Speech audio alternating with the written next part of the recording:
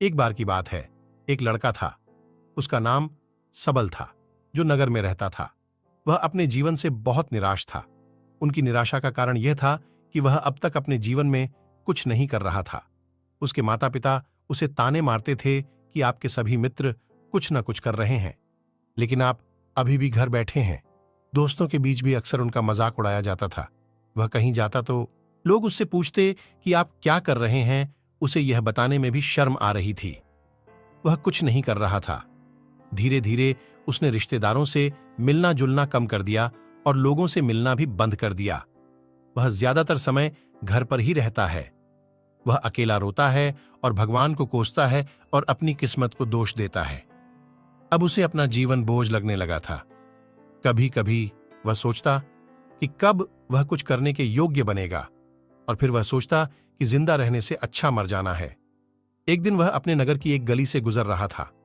तभी उसने देखा कि एक उपदेशक दुखाशा और परेशानियों पर उपदेश दे रहा है। वह भी उसी भीड़ में सबसे पीछे बैठ गया और गुरु के प्रवचन सुनने लगा। उपदेशक कह रहा था, दुख एक शिक्षक की तरह है जो हमें जीवन की सच्चाई दिखाता है और हमें जीने का सही तरीका सिखाता है। आप चाहें तो जिंदगी जीना भी सीख सकते हैं। गुरुजी उपदेश दे रहे थे कि तुम चाहो तो कुछ भी हासिल कर सकते हो, और अगर चाहो तो एक कोने में बैठकर रो सकते हो।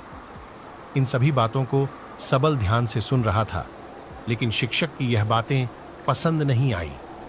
उसने खड़े होकर कहा कि कुछ भी सिखाने से दुख दूर नहीं होता। इसमें केवल दर्द होता है। दुख की पीड़ा अनंत है। ऐसा लगता है कि इसके बाद कुछ होने वाला नहीं है। इससे कुछ भी फर्क नहीं पड़ता है।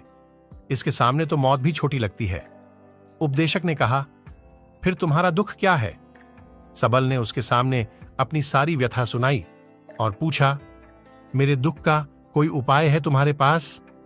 यह सुनकर शिक्षक मुस्कुराए और बोले, तुम उस दिन मेरे पास आओ जब आपके जीवन में वास्तविक दर्द हो। मैं आपकी समस्या का समाधान अवश्य करूंगा। यह कहकर गुरु वहां से चला गया। सबल ने सोचा, कहीं मेरा दुख नकली तो नहीं है? क्या मैं जिस दर्द से गुजर रहा हूं वह नकली है? मेरा दुख कोई नहीं समझ सकता। जब मां बाप नहीं समझते तो गुरु क्या समझेगा? उनके दुखों से व्यथित होकर सबल ने एक फैसला लिया कि अब वह कुछ करेगा। सबल ने एक छोटा व्यवसाय शुरू किया, पर उसे सफलता नहीं मिल रही थी। लेकिन उसके घर वाले पूछते हैं कि क्या वह कुछ कोशिश कर रहा है। वह अपने व्यवसाय में लगा रहा और धीरे धीरे उन्हें सफलता मिलने लगी। फिर उसने गति पकड़ी और केवल 3 साल के अंदर ही वह एक बड़ा बिजनेसमैन बन गया। अब सबल के आसपास ऐसे कई लोग थे जो उसकी परवाह करता था, जो उससे प्यार करता था। अब उनके परिवार के सदस्य भी उसकी तारीफ करते नहीं थक रहे थे।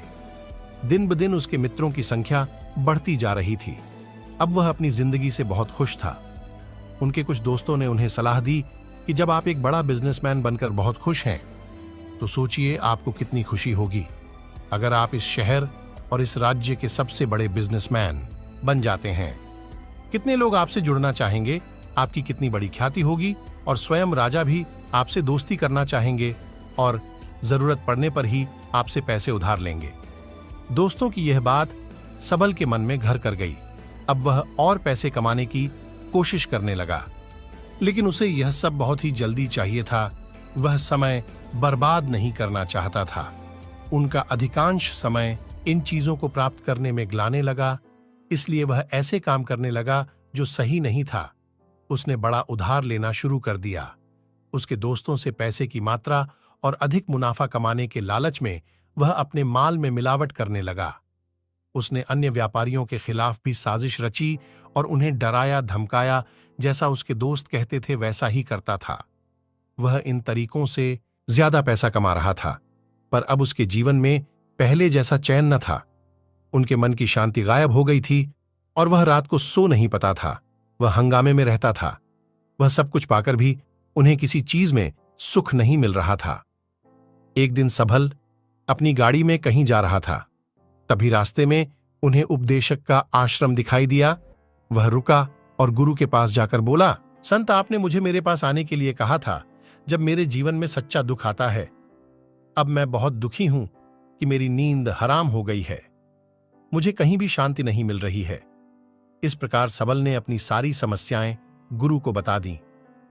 गुरु ने कहा, जब तुम पहली बार मुझसे मिलने आए थे तब भी तुम किसी दुख में थे, आपने उस दर्द से क्या सीखा? सबल ने कहा कि सिर्फ सोचने और चिंता करने से कुछ नहीं होता। आपकी दृष्टि को सच करने के लिए यह कार्रवाई करता है, और सिर्फ काम करने से कुछ नहीं होता, परिणाम भी मिलना चाहिए। जब आपको लगता है कि आपका लक्ष्य हासिल नहीं होने वाला, तब राह में चाहे कितनी भी मुश्किलें आ जाएं, मन कितना भी निराश क्यों ना हो, कितना भी लगता हो कि अब कुछ नहीं होने वाला है, तभी विश्वास करें, मैं जो भी कर रहा हूं उसमें अवश्य सफल होऊंगा। खुद पर ध्यान दो, लोगों पर नहीं। लोग केवल सफल लोगों का सम्मान करते हैं। कोई कितना भी अच्छा क्यों ना हो, वह हमेशा लोगों की नजरों में बोझ बने रहते हैं।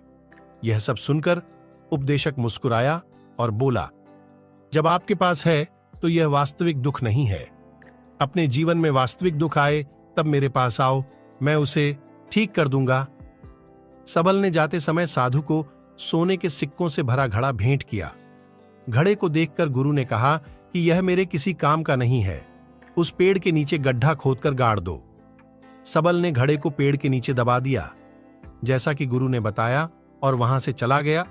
कुछ दिनों से कारोबार ठीक चल रहा था, लेकिन व्यापार के गलत तरीके के कारण धीरे धीरे उसे व्यापार में घाटा होने लगा।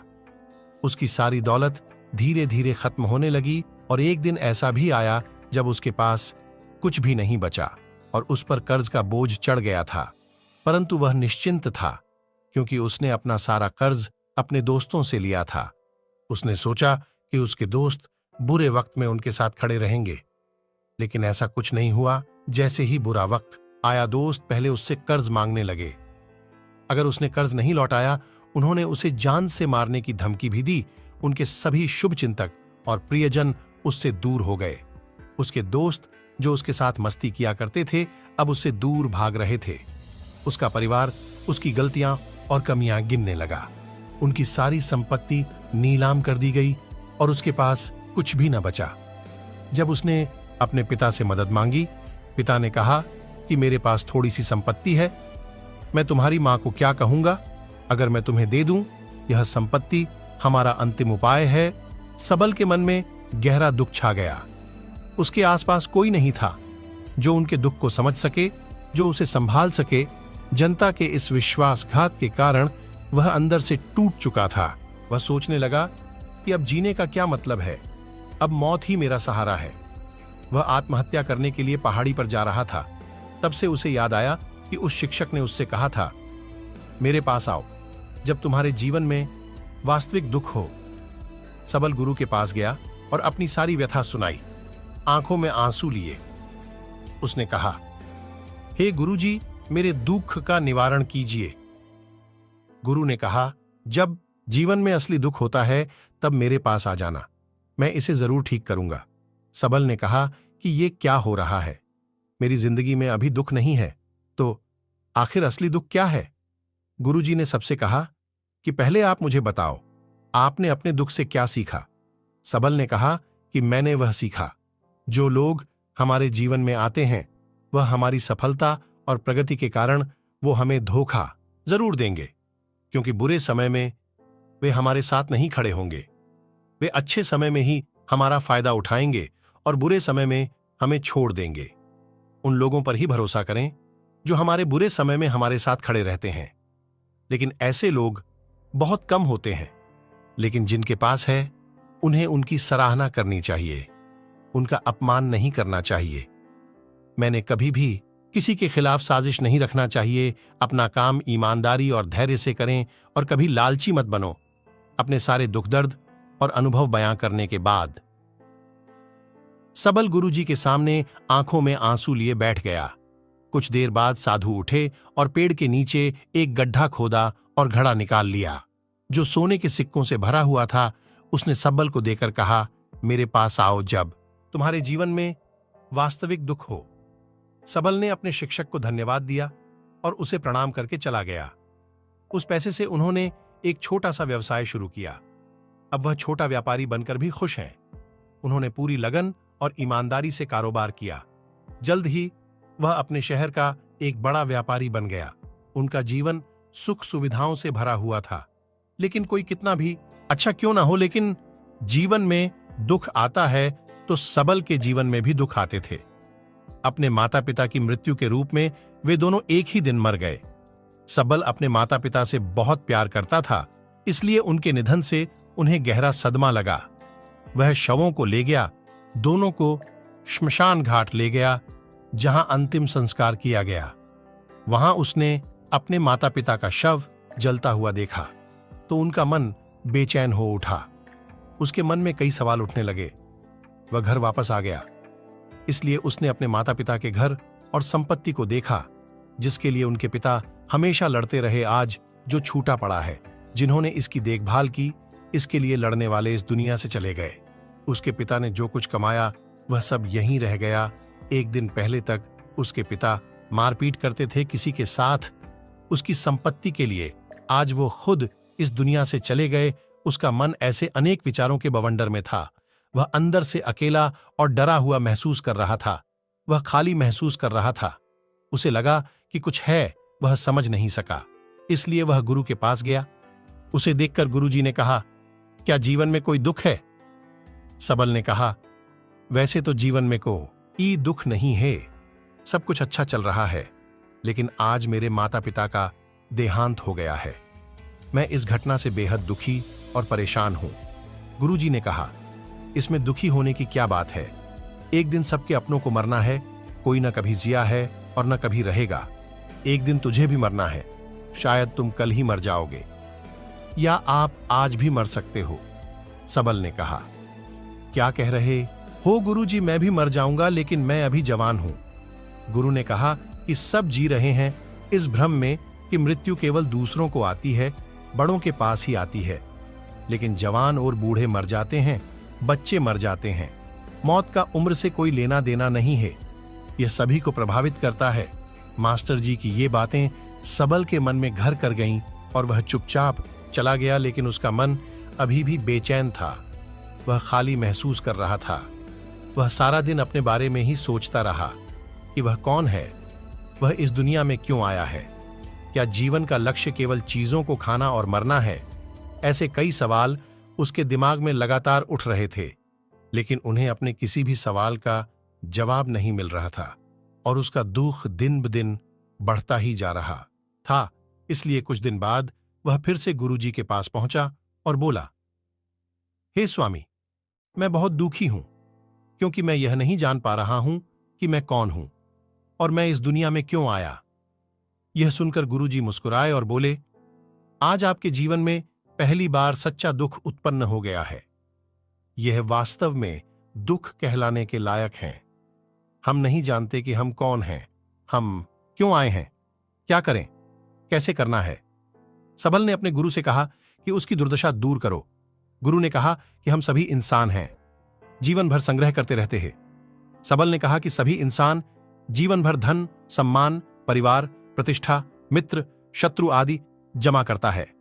गुरु ने पूछा, क्या हम एकत्रित की गई चीजों में से कुछ भी अपने साथ ले जा सकते हैं?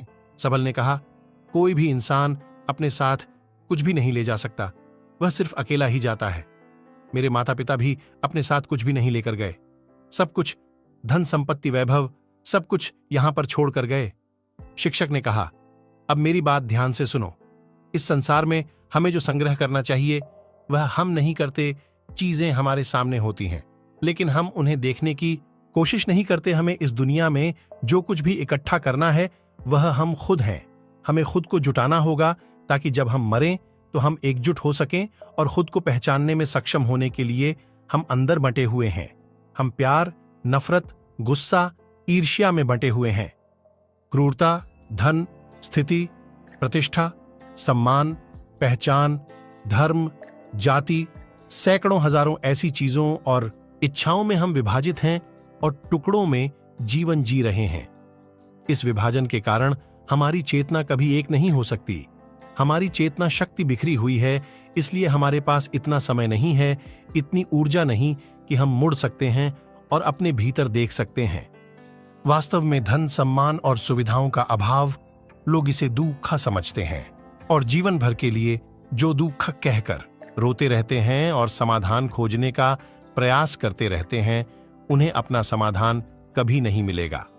क्योंकि जिसे लोग दुख कहते हैं वह वास्तविक दुख नहीं है। यह सिर्फ एक आदमी की इच्छा है। उसकी इच्छा कभी पूरी नहीं होती, इसीलिए व्यक्ति को कभी उनके प्रश्नों का समाधान नहीं मिलता। इसलिए इन सब से परे यदि आप अपने दुखों का अंतिम समाधान चाहते हैं तो सबसे पहले खुद को समेटो, इस दुनिया से अपनी ऊर्जा वापस ले लो और इकट्ठा करो। अपने आप पर ध्यान केंद्रित करो, स्वयं पर ध्यान दो। अपने मृत्यु से पहले अपने आप को जानने की कोशिश करो, बिखरो मत। सबल ने कहा, तो गुरुजी, क्या हम इस संसार को छोड़ दें?